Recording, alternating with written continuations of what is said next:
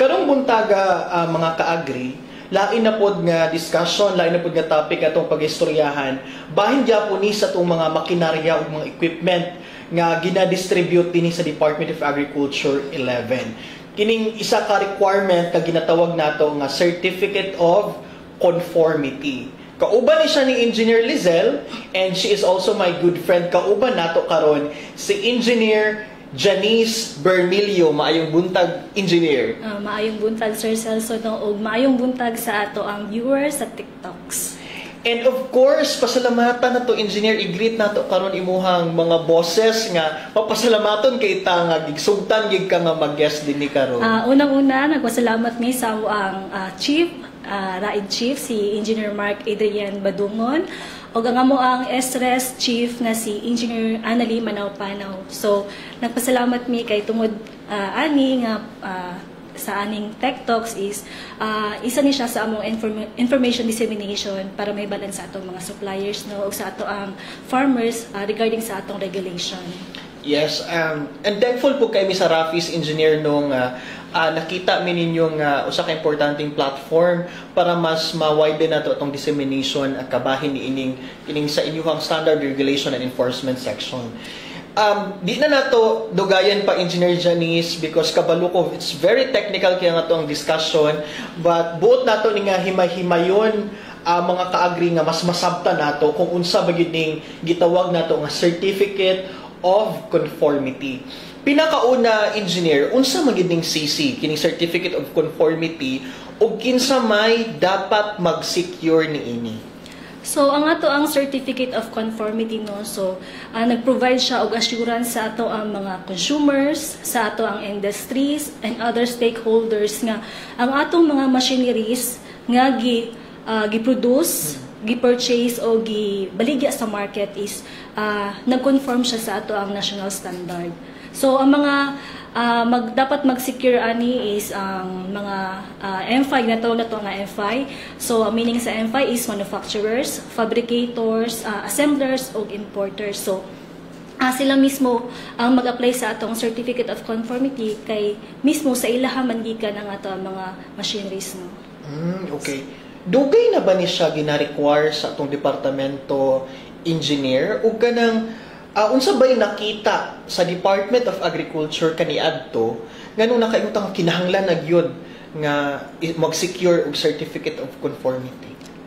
So ang ato ang guidelines sa atong Certificate of Conformity na publish ni siya 2019. So nag-start og accept og application year 2020 no, and isa sa mga rason jud nga nung naatay Certificate of Conformity is nagyud na siya sa ato ang balaod under section 2 sa ato ang AFMEC law or Agri-Fisheries Mechanization law. So nakabutang dito nga dapat i-ensure ang quality and safety sa ato ang mga machineries no. And tungod ato ang Certificate of Conformity is concrete regulatory tool siya para ma-fulfill ni nga palisiya. So, tungod ani, ma-ensure nato ang quality sa ato ang mga machineries. Then, ma-ensure gyud nato nga nag-conform gyud sa standard ang ato ang mga machineries. Tama gyud kay Engineer, kay kung moingon gud ta nga kung kalidad ang atong makinarya o mga ekwipo nga atong mga ginahatag dito sa atong mga asosasyon, sa atong mga farmers, maka-assure pud ta nga kalidad pud ang produkto, and if it is a processing equipment or facility or kanang makinarya, kalidad po ang produkto, and kung kalidad ang produkto, mas taas og income mga to ang mga farmers and processors. Para sa impormasyon sa tanan, Engineer, dili man gud ni siya ingon nga katong para sa tanan no, para siya sa suppliers, katong ingon ni mga fabricators. Unsa bang ni nga mga makinarya, Engineer, ang kailangan i-secure og Certificate of Conformity? So ang kato mga makinarya lang dapat na ay Certificate of Conformity is kato mga na ay existing national standard, Philippine national standard no. So natay 37 ka covered nga mga makinarya nga na ay standard. So mo to sila ang dapat na ay mo ni sila sama sa mga tractor, natay power sprayer, cacao grinder, mo lang na isa sa sila sa mga kanang makinary nga dapat na ay certificate of conformity. So tama to ang mong giingon kaganina Sir Celso no nga ang kaning ato ang certificate of conformity is makatabang ni sa ato ang farmers para kalidad pod ang ilahang mga produkto nga ginaproduce.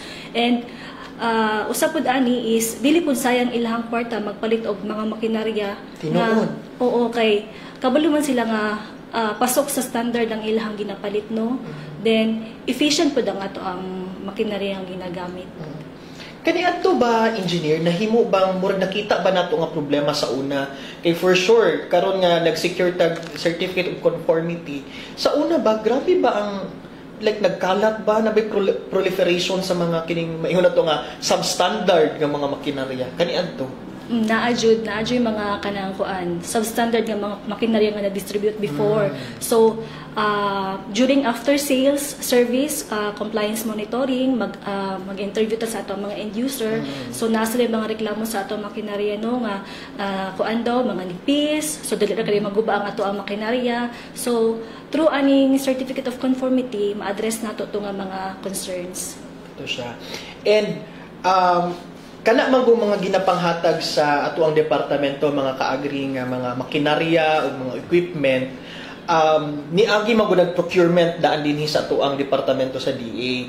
So bale isa ba ni nga requirement engineer dito sa atong procurement sa kanang certificate of conformity? One of the requirements ni sa ato ang procurement labi na diri sa Department of Agriculture no. So ang ato ang mga bidders dapat makasecure sila og certificate of conformity sa ilang apilan nga kuan nga bidding. So kani siya is verify ni siya during post qualification process. So dapat ma-provide to ni bidder ang certificate of conformity. Okay. Ang isa ka question engineer, ang kanang daghan magutag ginapanghatag nga hauling trucks mapansin nako diri sa DE no isa gina sa tong mga intervention nga gina-turnover. Apil ba na siya sa kanang isuhan dapat og CC? So ang hauling trucks is dili siya appeal sa ato ang isyuhan og certificate of conformity kay ang hauling trucks is wala man siya standard national standards no. So isa sa mga exemption sa ato ang isyuhan sa atong certificate of conformity is katong mga makinarya nga walay mga national standards or other relevant standards nga identified di BAFE. So katong mga naputay ginatawag nga age standard no. Katong mga age standard is katong mga na-approve nga mga standards at least 10 years and more. So katong mga standards nga kuan nag-edad na og mga 10 years and more. So age standard ang tawag sa ilaha. So no need isa pod sila sa exempted sa ato ang certificate of conformity since dapat na pod i-review ang ilahang standard ug balik i-update na pod mga dapat i-update nga mga standards ato nila. So mo tong exempted pod sila sa ato ang issuance sa atong certificate of conformity. Alright. So mga kaagri ha, inana ang inisyatibo sa Department of Agriculture aron masiguro nga for sure sa to mga farmers o mga members sa asosasyon karon nga nagatan-aw nagapaminaw kung naay ginapanghatag ang DA sa inyuha nga mga equipment, mga makinarya para ma-assure gyud nga di na siya substandard mo uning gina-require ning certificate of conformity. So far engineer, ubay-ubay na ba ang kaning nag-secure aning certificate of conformity? So far sa tibuok Pilipinas as of March 5, 2025 so napalang tayo 177 agricultural machineries no nga na hatagan og kanang certificate of conformity. So kung huna-hunaon nato no gamay lang gyud ni siya kay 177 lang man. So sa kadagan sa atong makinarya then lahi pa gyud na nga brand model kaya nga to ang application man gud sa ato ang certificate of conformity is per brand per model man gud siya no. So mo to nga as of March 25 so gamay pa lang gid kay nang 177. So maong ginaahog gyud nato ang ato ang kuan ato ang suppliers nga mag-apply yun sa ato ang certificate of conformity since isa pud ni siya sa ato ang requirement sa ato ang government procurement. Okay. So for engineers, sa inyong pag-encourage, pag-promote yung mag-secure og certificate of conformity, so far sa ground, unsa bay kalabanan nga mga mulo og problema? Because for sure, naagid na yung mga comment nga, another requirement na pod ni. Unsa na kanang lisod gyud na pod ni secure. So murag mag-una ang mga malisdan gyud sila. Inana ba pod ang lisod ba magpasabot pod about ani sa on the ground? Actually, lisod yun po, no, kay though masabtan naman ang pag-explain na mo sa ilahan, no, pero naagin sila yung mga mulo, like, mahal kayo ang bayaran nila, kay ang atong certificate of conformity na ibaro nun, kada brand and model nga, ma-approve nga certificate of conformity, 3,500 ang ilahang bayaran, ana. So, kung tutong mga gagmay nga fabricators o manufacturers, dili po na nila makaya dalig-dali ang 3,500 per machinery, no. Then, before manggod makakuan sila o maka-apply sila sa certificate of conformity, naapatay ginatawag nga dapat ipa-test pa nila ang ilahang machineries. So kuan siya ginatest na sa AMTEC, UPLB AMTEC or any accredited testing center nga identified di BAFE. So ginatest ang ilahang machineries, another bayad na pudto. So, mo na siya ang one of the requirements kay ang AMTEC manggod ang kanang mga test report nga makuha ni supplier sa iyahang machine, dili maguna siya nagasulti nga pasado iyahang machinery sa standards. So, though ang ato ang AMTEC testing and evaluation is in accordance siya sa ato ang Philippine National Standard ang ilahang pag-test, pero wala siya nagasulti nga ang ato ang machineries is nakapasar sa standard. So only ang ato ang certificate of conformity ang nagasultian na nga pasado ang ato ang machineries sa standards. So again, mga ka-agrino, mo dapat ninyo masabtan nga wala na dili sigurista ang DA ito certificate of conformity, dili ingon nga naniguro si DA para sa departamento, but naniguro si DA sigurista ta nga dili kalidad gini siya kay para magini sa tong mga farmers niya, mao magin na in the service of our farmers and fisher folks magita mga ka-agri. So bunang naliguro pud gyud ta dinhi, no. So for engineer, unsa bay mga criteria ang inyong ginatan-aw when it comes to kanang kung naay mo gusto mo secure the certificate of conformity? So before ta maabot sa criteria, no, so ang ipasabot lang namo nga ang sa ato sa DA region is ang amo ang buhaton is mag-accept mi og application sa ato ang sa ato ang suppliers sa atong MFI, atong manufacturer, fabricators, assemblers of importers. Mag-accept lang ta og kana application na atay himuon nga initial evaluation, completeness sa atong documents. After kuan nato ang completeness sa documents, so i-submit pod namo na siya sa BAFE. So si BAFE mag-conduct po na siya evaluation, iyahang i-ensure niya ang veracity, authenticity sa documents nga gipasa sa ilaha. Then si BAFE with TIAC or ang Testing and Evaluation Accreditation Advisory Committee is sila mismo ang evaluate if ang ato ang machineries is nakapasar sa standard. So ang mga documentary requirements nga i-submit dapat sa ato ang MFI is ang duly accomplished application form. So i-provide lang nato na sa ilaha. Dapat nasa business permit, then certificate of distributorship or dealership, then kaning operator's manual. So importante kaayo ni dapat kada machine is na yung operator's manual nga ginasubmit ang ato ang or ginahatag ang ato ang supplier sa atong end user. Then certificate of free sales or registration or equivalent documentary requirement indicating the country of manufacture kung imported ang ato ang mga machineries din. Mo ni akong ginaingon kaganina Sir Celso nga ang authenticated copy of test report issued by UPLB AMTEC, since kani nga to ang test report is mao ni siya ang reference sa pag-evaluate sa ato ang certificate of conformity. Kay ang ato ang test report is dira nato makita ang actual characteristics sa atong machine, specification, functional performance sa atong machine. So mao na ang reference ni BAFE ug ni TEAC nga sa pag-evaluate sa ato ang certificate sa ato ang machines for the issuance of certificate of conformity. Then dapat naabot sila yung letter of intent nga i-submit. Then in case pod nga ang mag-apply is ang authorized representative, so dapat mag-submit pod sila og kanang company ID or any government ID. Then napod sila special power of attorney kung kung DTI registered, or kung sa SEC registered sila is board resolution or secretary certificate.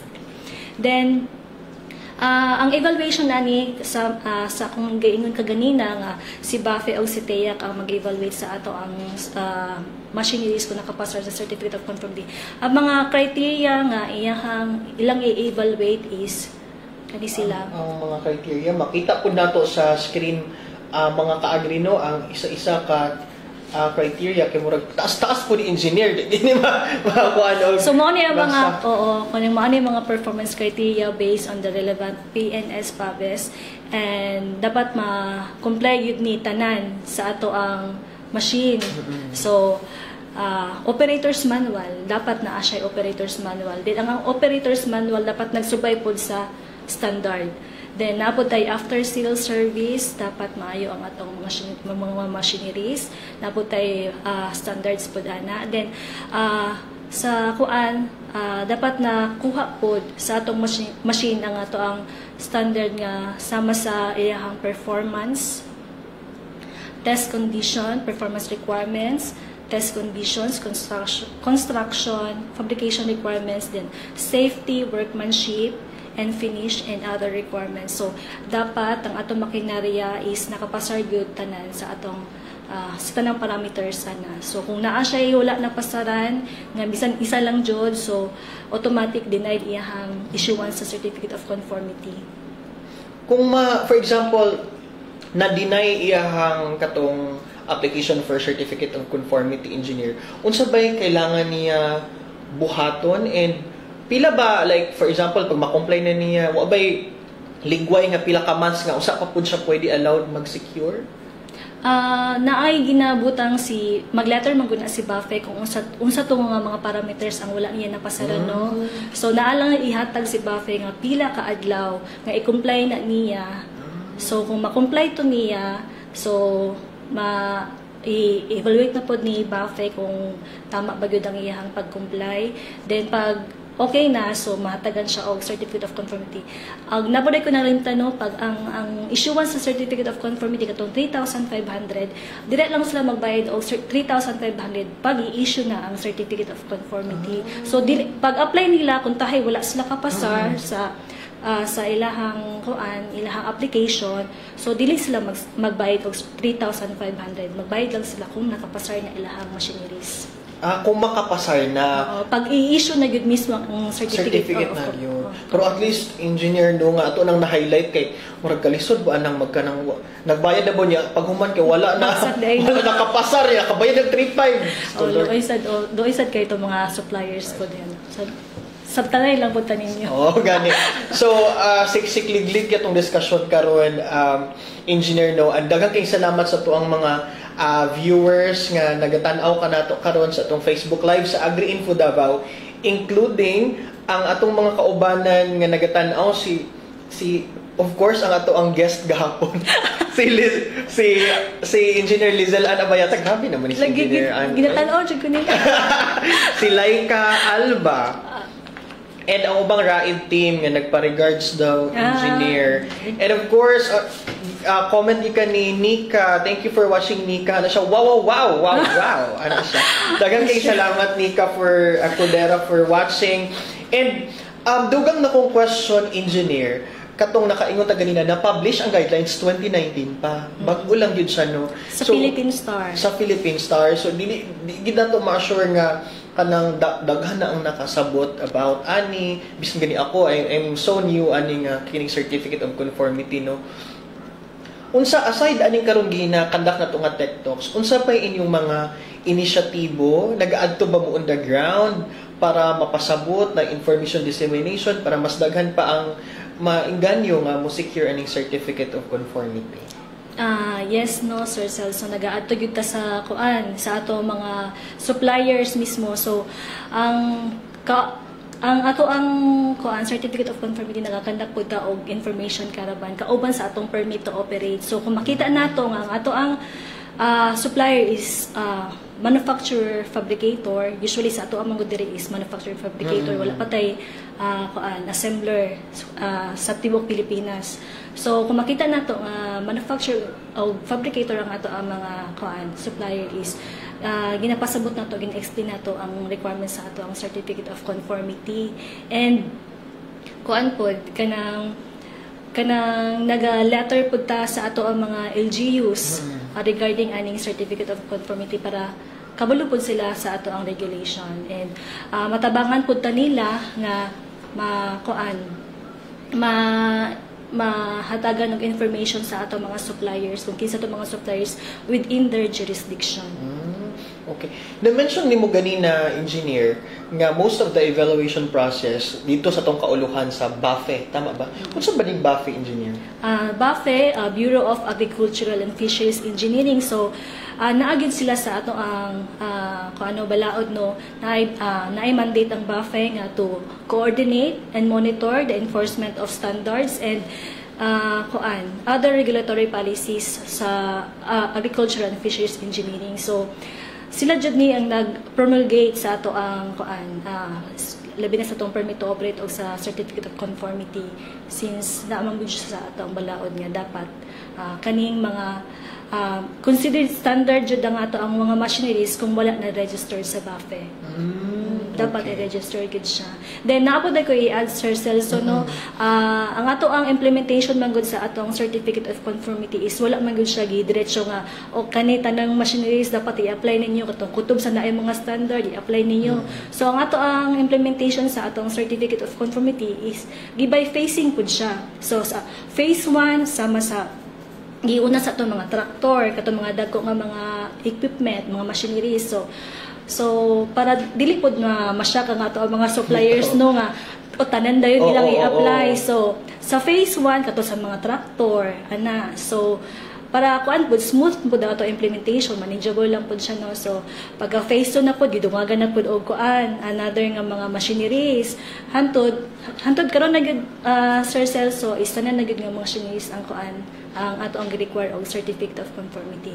Nag-start man gud ta og 2020 tapos 2021 na po, 2022, ay 2024 pa to. Nato dira ang implementation starting January 4, 2021. So, pasabotan na nga, kuha na gid siya, require na gid siya sa government procurement nga dapat mag-submit sila og CC. Sa phase 2 na po, another machineries na gidungag, January 3, 2022. So, pagka phase 3, January 8, 2024. So, na siya. Okay. Na-mention ni mo ganina, engineer, na ay usa ka website nga pwede na tong adtuan, nga open sa tanan, pwede na to makita kung ano sa tong mga nakalista nga nanay mga certificate of conformity. So, makita nato ang mga list of issued certificate of conformity sa BAFE website. Pwede rin nato adtuon sa ilahang website, no, mo ni siya bafe.gov.ph CC issued. So, makita nato tanang list of machineries nga naay certificate of conformity. Makita po nato dito ang mga suppliers, kinsa to mga suppliers nga naa dito. Then, napod siya mga authorized supplier ay authorized dealers ato nga mga machineries kay ang ato ang ginatawag manggod aning manufacturers, fabricators, assemblers, importers una sila ang mga primary holder. So naabot tay ginatawag nga holder. Isa man yung mga holder. So kaning mga holder mao ning sila ang mga authorized ni primary holder nga pwede mo gamit sila ang certificate of conformity. Provided nga during application ni primary holder dapat nakalista na gid dito iyang holders. Okay. So nganong importante kay mga kaagri nga moana nga website is because para makita nato kung kana atong makinarya o kanang supplier ba na kana ilang ginahatag kana nga mga makinarya ang ilang ginabaligya substandard or dili. So dira na to makita ko naa sa listahan, meaning registered siya, sertipikado siya sa BAFE, na siya certificate of conformity, meaning dili siya substandard. Alright. Engineer, unsa pa ba basig napatay nalimtan i-discuss engineer nga but nato mas masabtan sa publiko so far? Murag siksik-liglig di mo katong discussion, no? Siguro to. Ambot lang nila siguro na to hinumduman kung mahumanan ni. Yes. Kung ano lang mga kaagri kung naamoy mga komentaryo or unsa pay mga pangutana, ayaw mo pag-hesitate o ganing comment sa inyong mga questions kay ansira na sa team ni Engineer Janice. And Engineer, imuha kung naay gusto mag-email or mag-contact sa inyo, asa sila pwede mo tawag o mag-email, Engineer?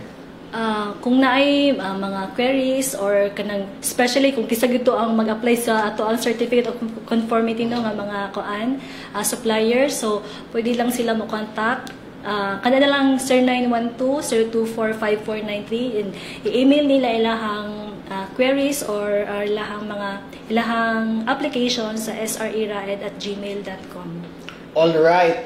And Engineer, unsay ato ang mensahe ang pag-promote or pag-encourage sa ato ang mga kining ginatawag na to nga mga primary holders o mga holders to encourage them nga mo secure og certificate of conformity?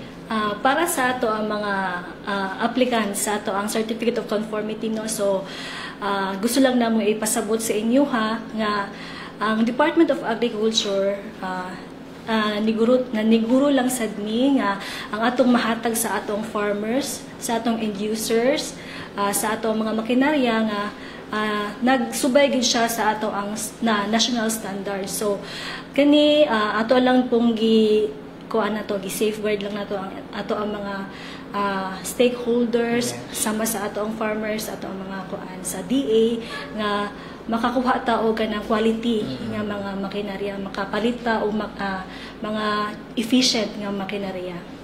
Alright, Engineer Janice, daghang kaayong salamat no, and daghang salamat usab sa itong mga viewers nga nagatanaw nato karon, ilabi na sa isa sa among mga kaubanan din sa Rafis before, si Ma'am Rixa Jean Langgahen, daghang kayong salamat. See you pohon sa fiesta. Amo ning giimbita. Daghang kayong salamat, Madam Rixa, and of course Engineer Janice.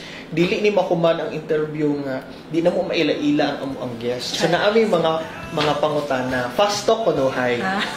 Sige. Una nga pangutana, unsa ang imong paboritong kanta sa karaoke kung walay naminaw, for example? Kanang open ka nga ikaw lang magkuan, unsa imong isa ka kanta nga kantahon sa karaoke? Every breath you take. At dahil dyan, mag-sample ka dapat. No. Another question, unsa ang usa ka weird nga pagkaon nga wala na hibalan sa tanan pero ganahan kayo nimo? Weird katong siguro kuan na lang katong sukat-sukat bagod pag minyo na ako no kay ang baki. Baki. O kay ang akong bana is Ilocano man, so ay Ilocano dito si Boyet. yes. Alright. So sukat nga na minyo ko nakakaon ako og baki. Okay.